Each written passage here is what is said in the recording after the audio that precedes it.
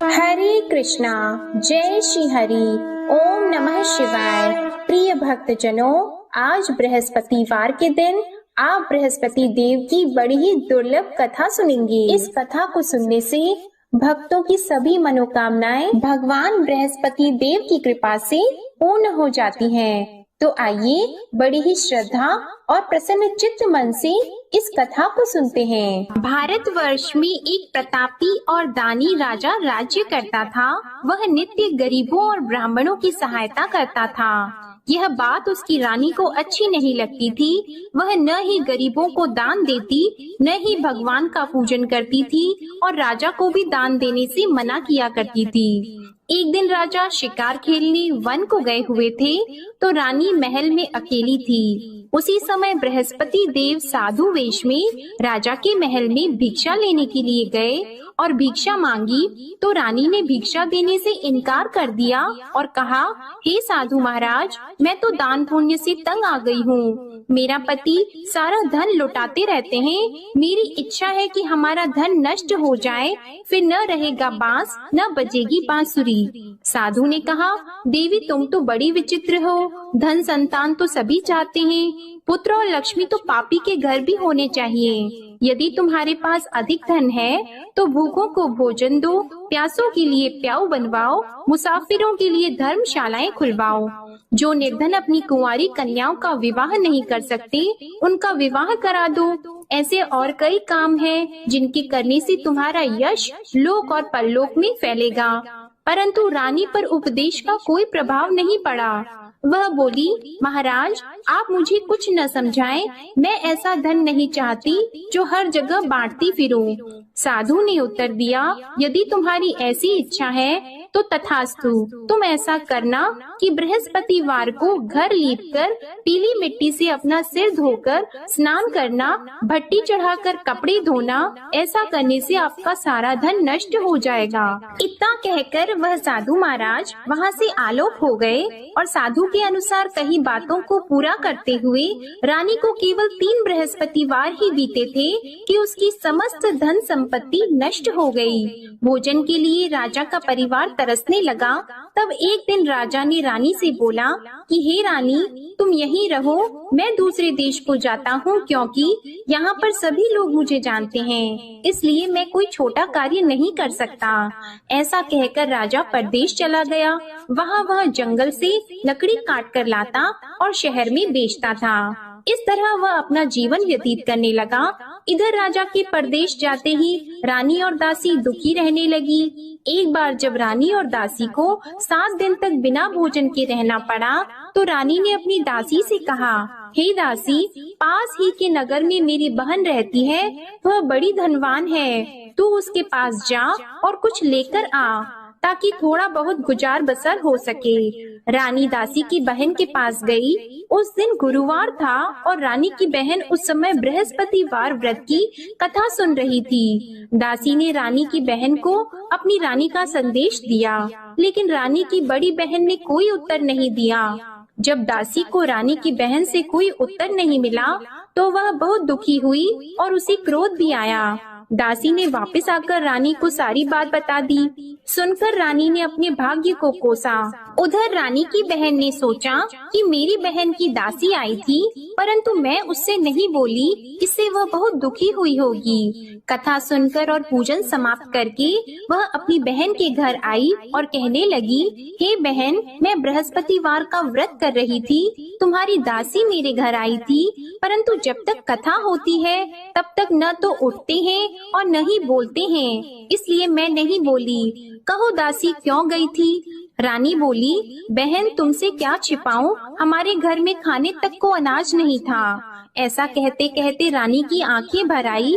उसने दासी समेत पिछले 7 दिनों से भूखे रहने तक की बात अपनी बहन को विस्तार पूर्वक सुना दी। रानी की बहन बोली, देखो बहन, भगवान बृहस्पति सबकी मनोकामना को पूर्ण करते हैं। देखो शायद तुम्हारे घर में अनाज रखा हो। पहले तो रानी को विश्वास नहीं हुआ, पर बहन के आग्रह करने पर उसने अपनी दासी को अंदर भेजा तो उसे सचमुच अनाज से भरा एक घड़ा मिल गया।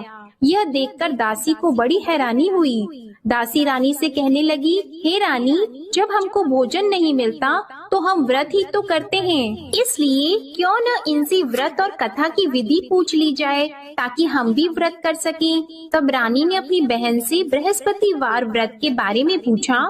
उसकी बहन ने बताया, बृहस्पतिवार के व्रत में चने की दाल और मुनक्का से विष्णु भगवान का केले की जड़ में पूजन करें तथा दीपक जलाएं, व्रत कथा सुने और पीला भोजन ही करें। इससे बृहस्पति देव प्रसन्न होते हैं। और व्रत और पूजन विधि बताकर रानी की बहन अपने घर को लौट गई। 7 दिन के बाद जब गुरुवार आया तो रानी और दासी ने व्रत रखा। घुड़साल में जाकर चना और गुड़ लेकर आई, फिर उससे केले की जड़ तथा विष्णु भगवान का पूजन किया। अब पीला भोजन कहाँ से आए, इस बात को लेकर दोनों बहुत दुखी थी। क्योंकि उन्होंने व्रत रखा था, इसलिए बृहस्पति देव उनसे प्रसन्न थे। इसलिए वे एक साधारण व्यक्ति का रूप धारण करके 2 थालों में सुंदर पीला भोजन दासी को दे गए। भोजन पाकर दासी बहुत प्रसन्न हुई और फिर रानी के साथ मिलकर भोजन ग्रहण किया।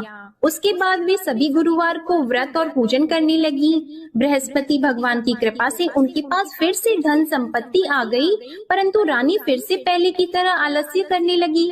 तब दासी बोली, देखो रानी, तुम पहले भी इस प्रकार आलस्य करती थी, तुम्हें धन रखने में कष्ट होता था, इस कारण सभी धन नष्ट हो गया, और अब जब भगवान बृहस्पति की कृपा से धन मिला है तो तुम्हें फिर से आलस्य होता है।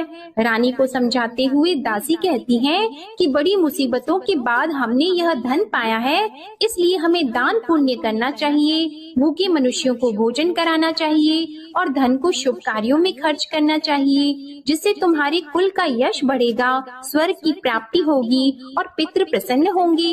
दासी की बात मानकर रानी अपना धन शुभ कार्यों में खर्च करने लगी, जिससे पूरे नगर में उसका यश फैलने लगा। उधर एक दिन राजा दुखी होकर जंगल में एक पेड़ के नीचे आसन जमाकर बैठ गया।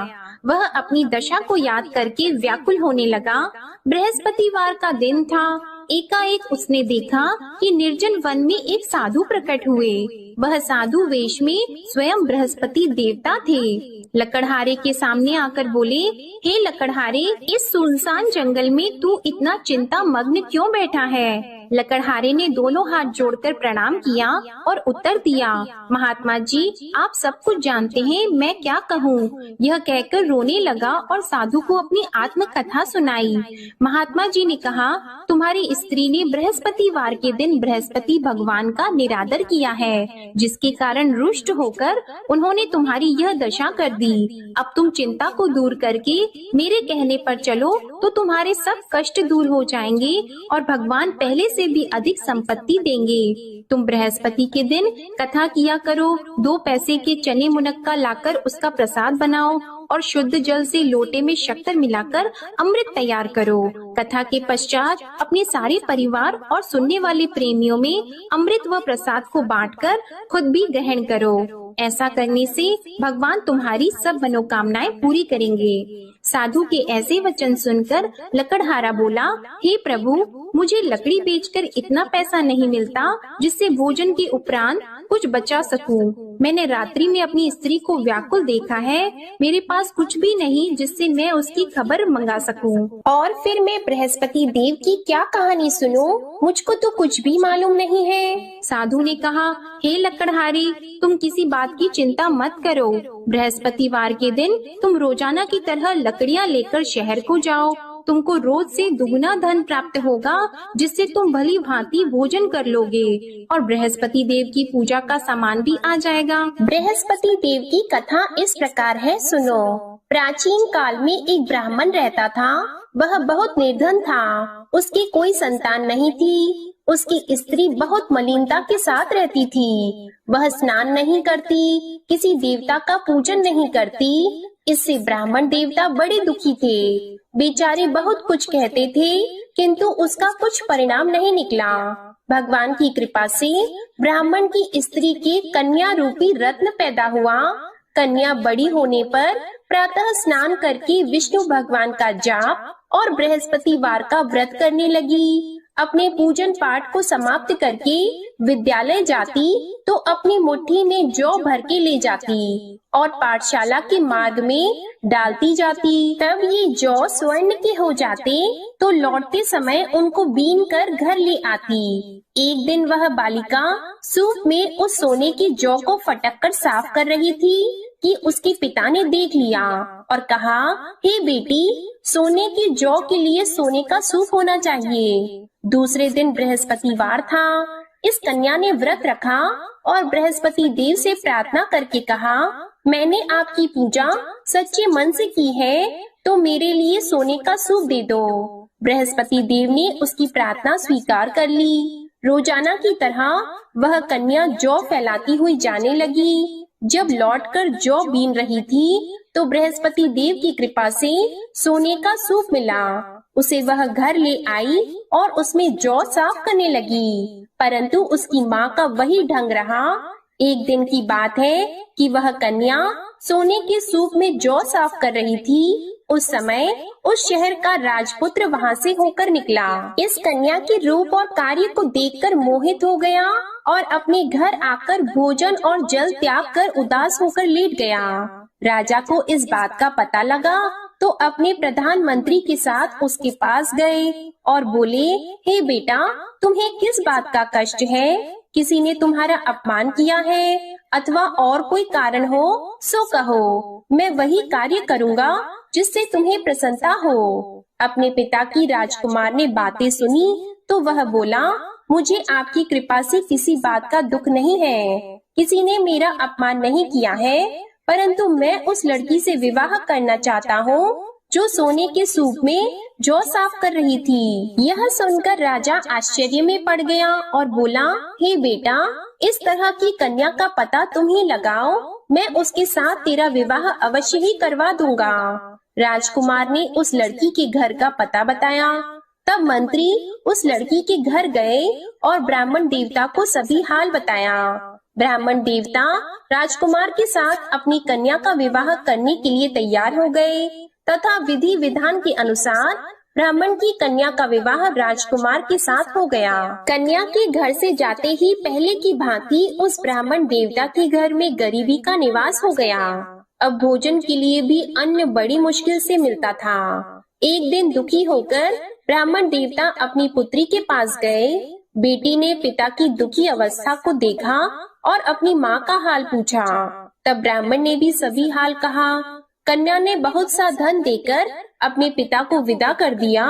इस तरह ब्राह्मण का कुछ समय सुख पूर्वक व्यतीत हुआ। कुछ दिन के बाद फिर वही हाल हो गया।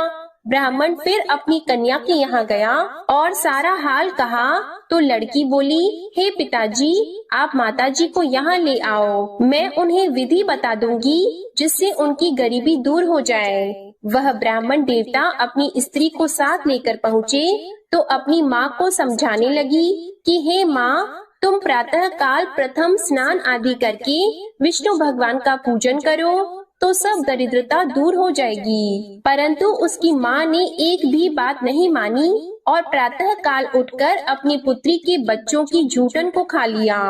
इससे उसकी पुत्री को भी बहुत गुस्सा आया। उसने एक रात को एक कोठरी से सारा सामान निकाल दिया और अपनी माँ को उसमें बंद कर दिया। प्रातः उसमें से उसे निकाला तो स्नान आदि करा के पूजा पाठ करवाया तो उसकी माँ की बुद्धि ठीक हो गई। इसके बाद वह नियम से पूजा पाठ करती और प्रत्येक बृहस्पतिवार को व्रत रखने लगी। इस व्रत के प्रभाव से उसकी माता और पिता बहुत ही धनवान और पुत्रवान हो गए और बृहस्पति देवता के प्रभाव से इस लोक के सुख को भोगकर अंत में स्वर्ग को प्राप्त हुए। इस तरह कहानी कहकर साधु देवता वहाँ से अंतर्ध्यान हो गए। धीरे धीरे समय व्यतीत होने पर फिर वही बृहस्पतिवार का दिन आया। लकड़हारा जंगल से लकड़ी काटकर किसी शहर में बेचने गया। उसे उस दिन और दिन से अधिक पैसा मिला। राजा ने चना गुड़ आदि लाकर गुरुवार का व्रत किया। उस दिन से उसके सभी क्लेश दूर हो गए।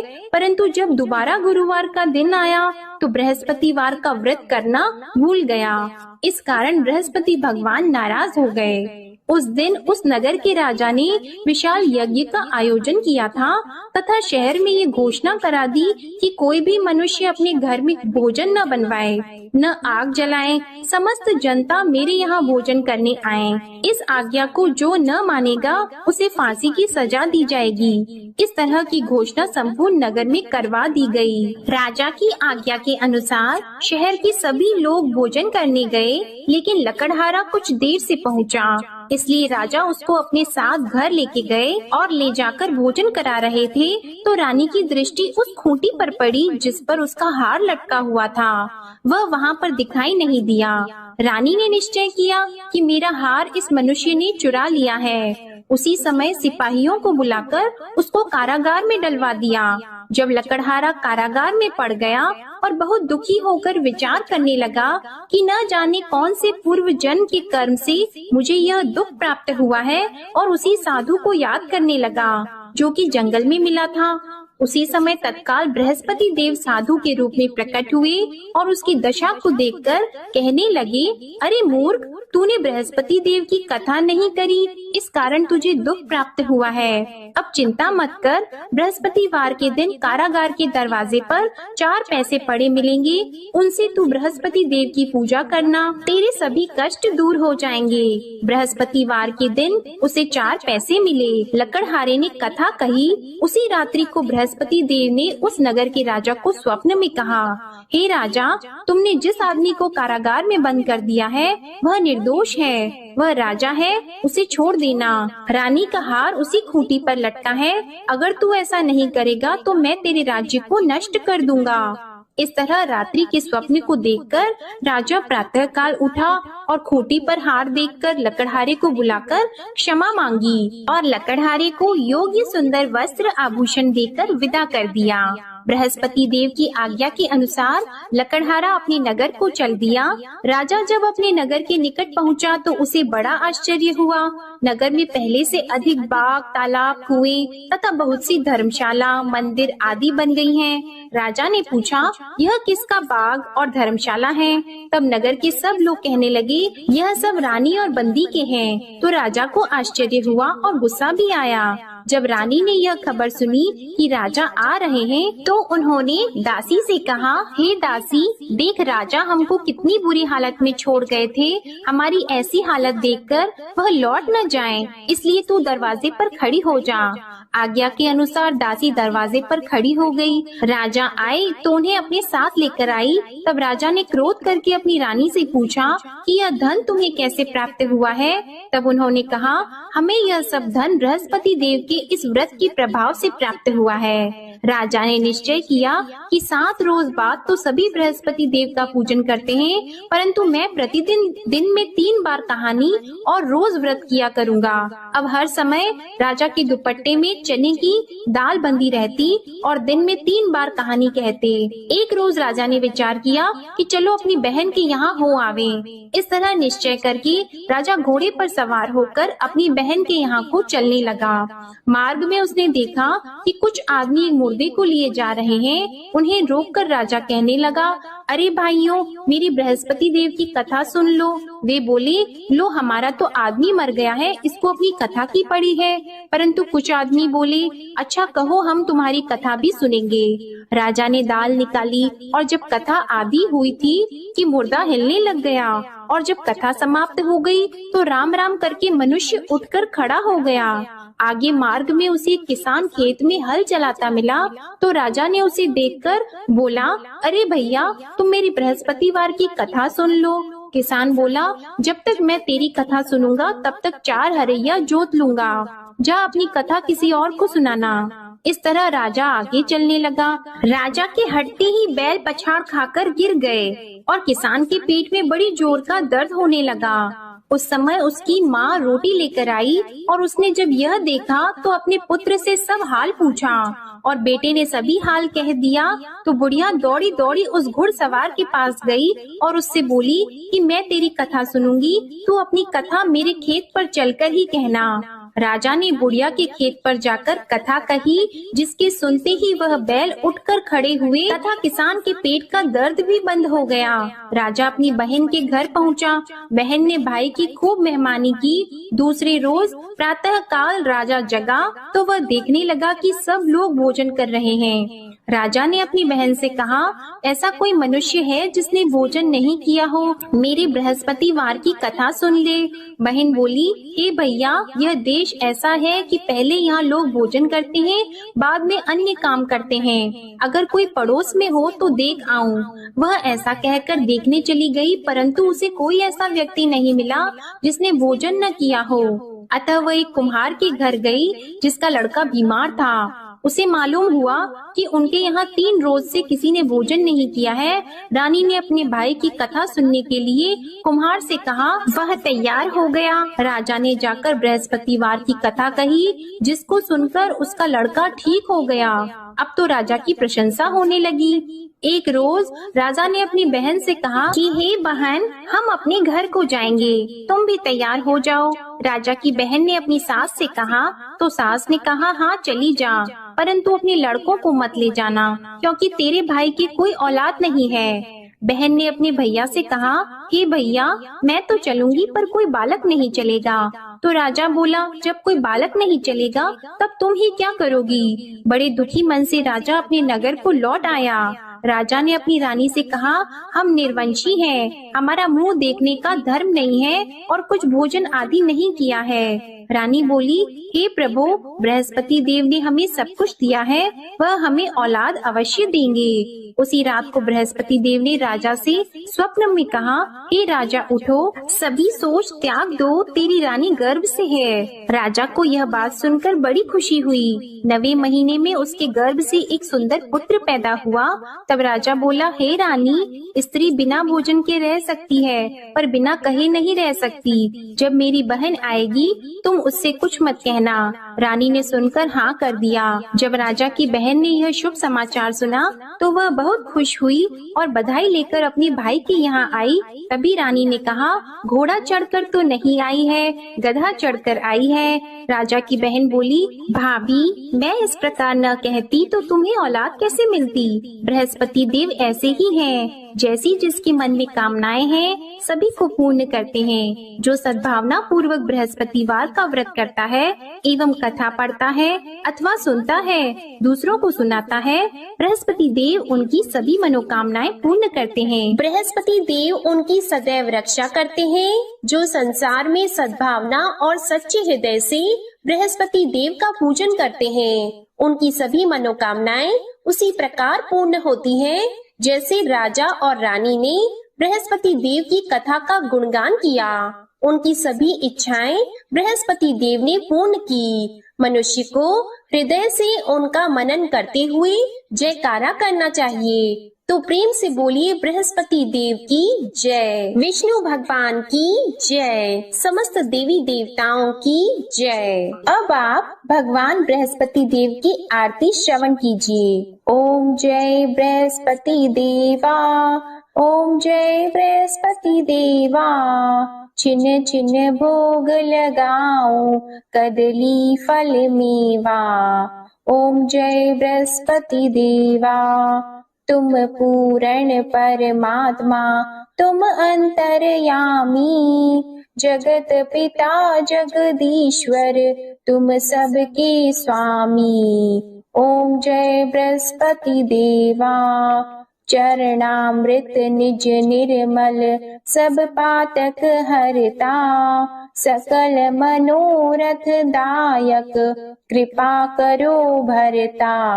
ओम जय बृहस्पति देवा, तन मन धन अर्पण कर, जो जन शरण पड़े, प्रभु प्रकट तब होकर, आकर द्वार खड़े। ओम जय बृहस्पति देवा, दीन दयाल दयानिधि, भक्तन हितकारी, पाप दोष सब हरता, भव बंधन हारी। ओम जय बृहस्पति देवा, सकल मनोरथ दायक सब संशय तारो, विषय विकार मिटाओ संतन सुखकारी। ओम जय बृहस्पति देवा, जो कोई आरती तेरी प्रेम सहित गावे, ज्येष्ठानंद बंद सो निश्चय ही पावे।